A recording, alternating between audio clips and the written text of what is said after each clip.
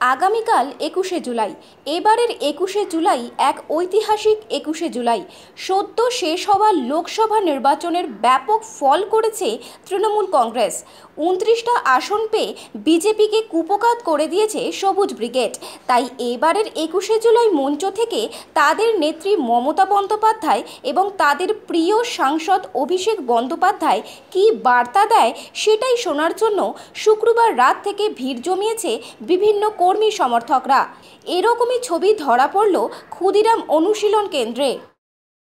ঐতিহাসিক ২১শে জুলাই কালকে পালন হবে।